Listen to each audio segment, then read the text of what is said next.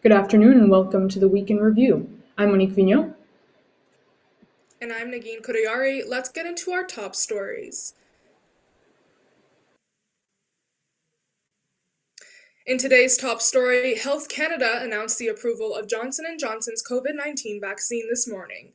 This is the fourth vaccine that's been approved in the country. It has an efficacy rate of nearly 67% and has been authorized for adults 18 and older. Canada has already ordered 10 million doses, with the option to purchase 28 million more. Johnson & Johnson's vaccine is widely seen as one of the easiest to administer. It requires only one dose and can be stored for long periods at regular refrigerator temperatures. In other top news, Pope Francis took his first ever trip to Iraq, rallying Christian Iraqis and condemning violence. Here's Massey K with more.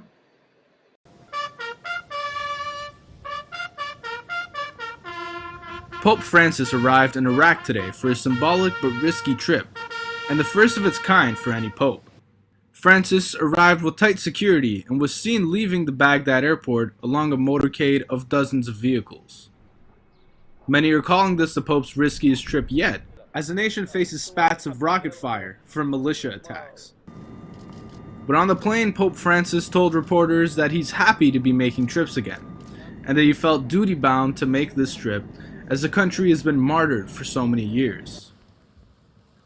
He also spoke at the presidential palace of Iraq, making an impassionate call for an end to militant violence, fratricide, and religious strife that has plagued the country for decades. Basta violenze, basta estremismi, fazioni, intolleranze. He also visited the Our Lady of Salvation in Baghdad Cathedral, in which 48 worshippers were killed in a terrorist attack in 2010. Since the defeat of the Islamic State militants in 2017, Iraq has seen a greater degree of security. The violence persists, often in the form of rocket attacks by Iran-aligned militias on U.S. targets and U.S. military action in response. For your Week in Review, I'm Massey K.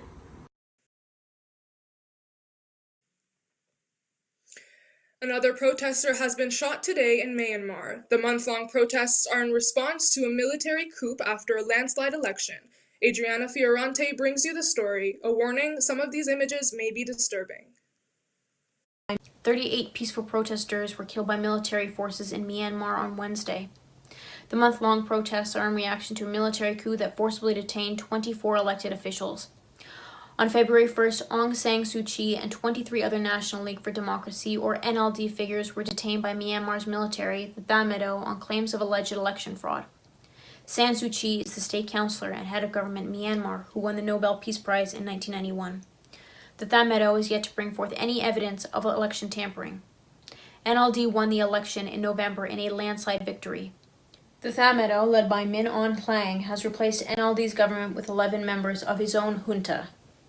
San Suu Kyi has been charged with allegedly having 6 illegally imported walkie-talkies.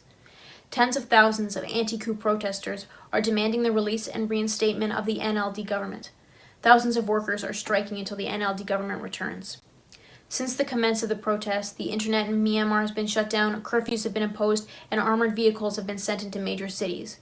Brute force have been used by the military, shooting water cannons, rubber bullets, and live ammunition at protesters. Hundreds of thousands globally have stood in unison with the peaceful protesters' demands for a fair and democratic government. Canada, the United States, the European Union, Australia, the United Kingdom, Turkey, Japan, and Sweden have explicitly condemned the coup, some of whom have imposed sanctions or cut financial ties with Myanmar's military since February 1st. The 38 who were killed on Wednesday marked the largest amount of people killed in the anti-coup protests on a single day. Up until March 1st, a total of 23 protesters had been killed since the protest beginning. Over 1,400 people have been arrested and thousands injured by Myanmar police. The rise in death comes a day after neighboring countries condemn Myanmar's military brutality. Early Friday, an additional protester was shot by police and killed. For Week in Review, I'm Adriana Fiorante. Tension in Hong Kong today as Beijing confirms its plans to overhaul Hong Kong's electoral system. The changes include adjusting the size and composition of Hong Kong's election committee. Hong Kong has been rocked by violent anti-government protests for the last 2 years. The changes, tabled in Parliament this week, are yet a further blow to the region's pro-democratic movement.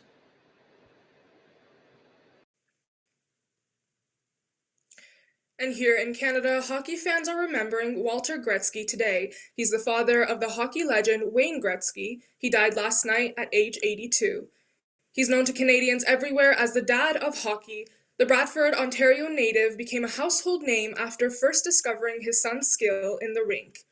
Wayne Gretzky is the National League of Hockey's all-time leading scorer. He took to Twitter to confirm the news this morning. Also in Canada, good news for students. Several Ontario universities are hopeful about a return to in-person learning this fall. Queen's and Western universities are the first two to announce a plan for in-person learning. This comes as the province ramps up its immunization plan against COVID-19. The University of Toronto and Ryerson University in downtown Toronto are preparing for several scenarios this fall. A spokesperson for the University of Toronto says they're prepared to follow public health guidelines. During the pandemic, Canadian financial service workers have reported extremely high levels of productivity, but at what cost? Here's Katia Galati with more. The COVID-19 pandemic has turned our homes into places of socialization, education, and in many cases, work. As the province entered into its second lockdown, non-essential workers were asked to set up their home offices and work remotely. While some workers struggled to readjust to remote work, others thrived. According to a study conducted by PwC Canada, 35% of workers reported increased productivity. And amongst the statistic, the industry that reported the highest levels of productivity was financial service workers. Sophia Nida, a worker in the financial service industry, says that she has been more productive working at home, but at the cost of extra long working hours. It could be 8 to 9 hours on average, coming close to the month end, which is our absolutely deadline day. Last month end, I spent like 10 hours, 11 hours one day, 10 hours the following day. So yeah, it varies. Extra long working hours for financial workers can become very challenging, especially when employees are struggling to maintain a life separate from their career. In fact, the study found that one of the biggest work challenges during the COVID-19 pandemic is work-life balance. When you're in the office, it's like more structured. At home, yes, I start early. I feel like my office is here now. I can start anytime, I can finish anytime. And I get carried away many times. With the stay-at-home order expiring for Toronto and Peel region next week, the real question is whether or not workers will be able to maintain the same levels of productivity, especially when other aspects of living that comes with working away from home becomes a reality. Yes, I will work an extra hour, but then I have another hour traveling time, right, to get home. Here, I work the extra hour because, I don't have to travel. With the province planning on easing restrictions soon, let's all hope we find a little time for ourselves. For your weekend review, I'm Kathy Glady. In other COVID-related news, unlike the situation here in Canada, there are enough vaccines for everyone in Russia. Here's Hadi Azad with more. Vaccination against the COVID-19 pandemic in Canada has been slow. Due to shortages, less than 3% of the country has been vaccinated with Pfizer, Moderna, or AstraZeneca vaccines. Meanwhile, in Moscow, Russia, where there is more than enough of the Sputnik V vaccine to go around, citizens are far less willing to receive it.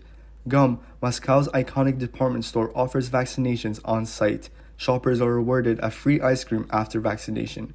Klinika Chaika, one of the private clinics administrating the Sputnik V vaccine in the northwest end of Moscow, declined to comment. Russia approved the vaccine back in August without waiting for results of full clinical trials. Насколько мне известно, сегодня утром впервые в мире зарегистрирована вакцина против новой коронавирусной инфекции. Footage of the vaccine or the clinic was prohibited. When asked what the Russian response to the vaccine has been, reporters were met with skepticism and the general distrust of media coverage. The Sputnik V vaccine is one of the 3 domestic vaccines in Russia, yet recent polling from the Levada Poll Center concluded that 62% of the Russian population are unwilling to get the shot. реально как бы вот угрозы, да, и пока я не наблюдаю, не чувствую. Все говорят, что где-то рядом он ходит, этот коронавирус, но пока я не верю. While they may not be a hit at home, the vaccine is gaining increasing popularity among parts of the Eastern and Western Europe. Despite it not being approved by the European Medicines Agency, the vaccine boasts a 92% efficacy against COVID-19. For the Weekend Review, I'm Hadi Azad. Canada is offering permanent residency to more temporary workers as a solution to economic problems caused by the pandemic. Canada's target is to attract a record 401,000 new permanent residents this year, despite wide travel restrictions. However, economists say the move will not have a noticeable impact on Canada's economic growth, and it won't fix the country's long-term demographic challenges. And finally, across the border, former US President Donald Trump's YouTube account will be restored, according to the company's CEO. Trump's account was temporarily suspended on January 2012 for violating YouTube's policies against incitement of violence. At the time, YouTube said the restrictions would last 1 week. It's difficult to say when Trump's account will be restored.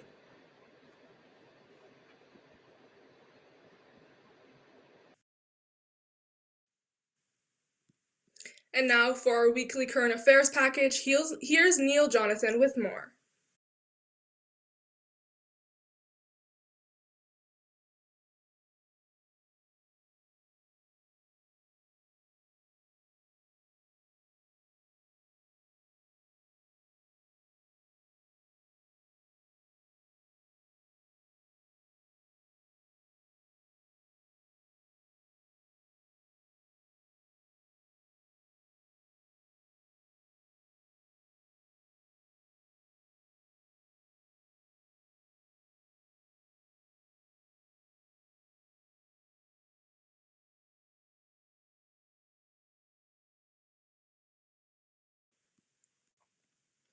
Current affairs won't make it into our package today, and that's what's happening in our world on March 5th. I'm Nagin Kodiyari. And I'm Monique for the Week in Review. Thanks for joining us, and see you next time.